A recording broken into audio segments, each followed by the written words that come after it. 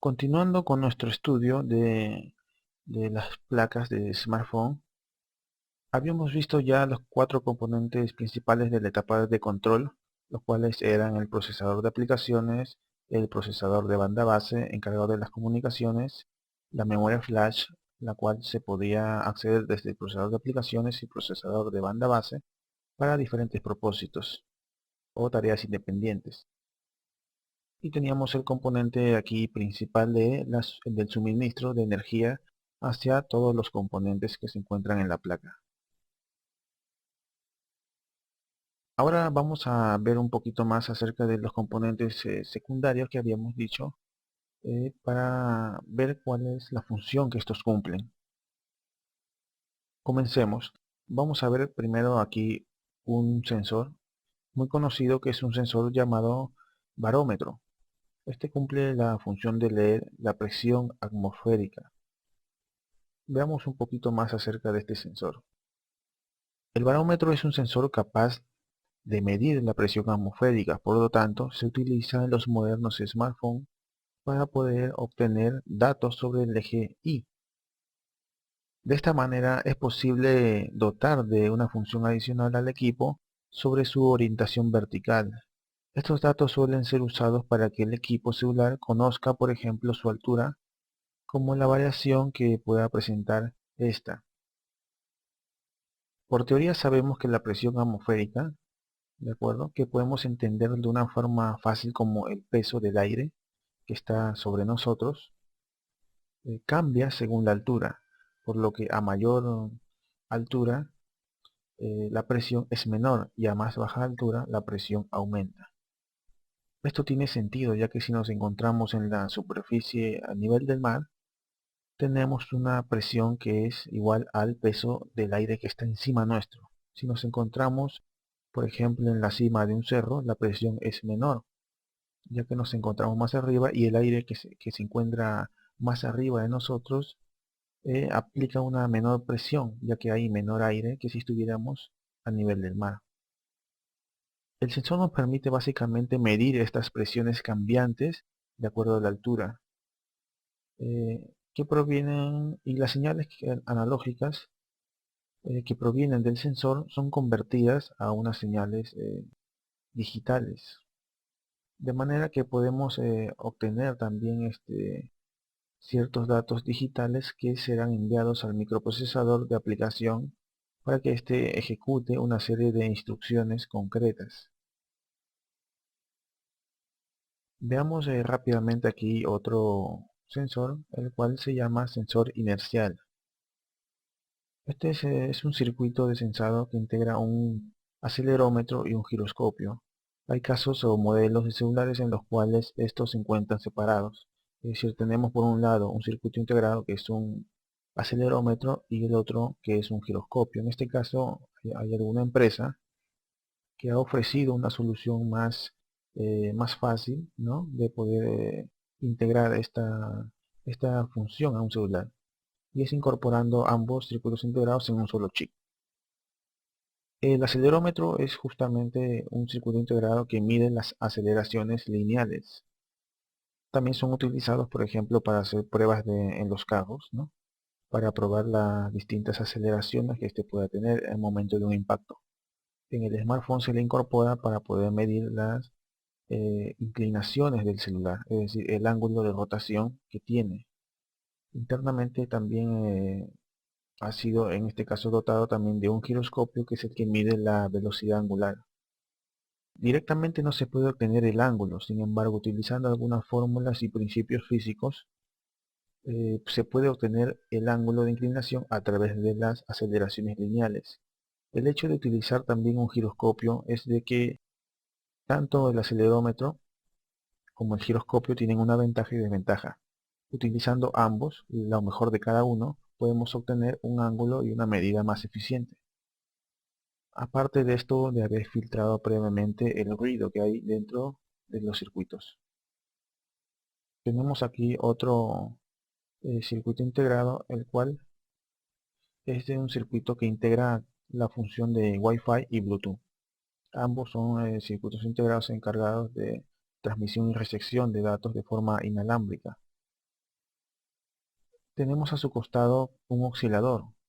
Este oscilador genera una señal cuadrada que es normalmente conocida como señal reloj para que el integrado pueda trabajar de forma correcta. Tenemos aquí otro circuito integrado que es el circuito integrado encargado de lo que es la recepción de la señal de frecuencia modulada o señal FM. Aquí otro tenemos que es el receptor del GPS o del GPS. Cumple la función de recepcionar la posición global del equipo. Esta información se entrega al procesador de aplicaciones. De hecho, los componentes mencionados, tanto este sensor inercial, funciona con el procesador de aplicaciones, también el Wi-Fi es controlado por el procesador de aplicaciones, el GPS también, así como este circuito integrado de la cámara. Todos estos son gestionados por el procesador de aplicaciones, de manera que podamos dejar al procesador de banda base tranquilo, simplemente encargándose de la tarea de la transmisión de radiofrecuencia o de señales móviles. Tenemos aquí otro pequeño circuito integrado que es un convertidor de tensión continua a continua. Es decir, cambia, por ejemplo, de 2 voltios a 3 voltios o de 1.8 a 1.6 o elevarlo o reducirlo para lo que es la alimentación del LCD. Aquí tenemos otro pequeño circuito integrado que es un sensor magnético. La principal función es medir el campo magnético de la Tierra y obtener una medida de la guiñada. Cuando dice medida de la guiñada se refiere a un movimiento rotacional alrededor de un eje Z. Ya que el sensor inercial nos permite medir el ángulo, es importante también medir cuando uno, por ejemplo, si uno se para en un suelo plano y volteas mirando hacia el sur y luego cambias hacia el norte, esa medida no es un ángulo de inclinación, sino es una medida de rotación sobre sí mismo que se denomina guiñada. Puede buscar en Google guiñada de un avión para que pueda ver más o menos a lo que se está refiriendo. Tenemos aquí el micrófono. Este tipo de micrófonos, cuasi un tanto rectangular, tienen internamente amplificadores operacionales, los cuales son utilizados para ajustar la ganancia o amplificar y reducir más la señal que se recepciona. En capítulos específicos, en algunas clases más adelante, vamos a ver acerca de esto.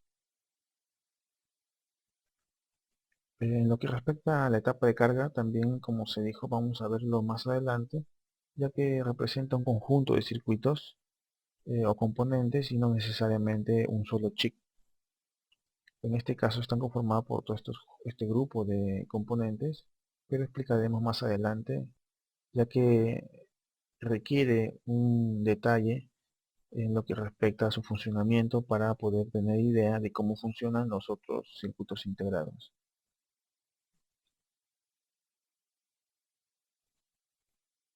Bien, además veremos también en la semana 5 cómo funcionan los condensadores, capacitores, inductores, que son estos pequeños circuitos integrados que se encuentran por repartidos, ¿no?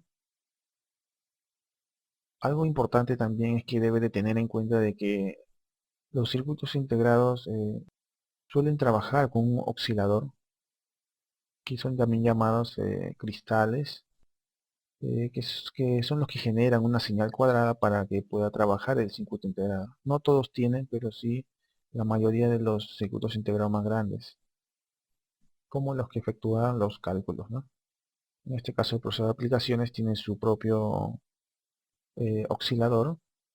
El IC Power tiene su oscilador que se encuentra aquí, que es un rectangular. Son caracterizados porque son brillosos. Hay de 4 puntos y de 2 puntos.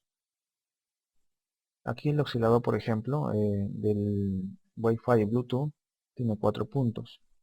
Ya explicaremos a detalle para los que desean cómo funcionan estos osciladores y cómo funcionan internamente y cómo es que generan la señal, utilizando además como herramienta algunos simuladores electrónicos y un oscilador para ver este tipo de señales. Aquí, por ejemplo, tenemos al GPS que utiliza también su acelerador que está al costado. Bien, hemos cubierto ya los temas más importantes, que es el reconocimiento de los componentes de la etapa de control y los que se encuentran de forma individual y que le habíamos llamado como secundarios. Entonces, hasta aquí nos estamos quedando. Habrán clases en las que iremos estudiando detalladamente algunas etapas. Por el momento, el objetivo principal de la clase ya ha sido cubierto. Se recomienda tomar las evaluaciones que se dejan en cada clase.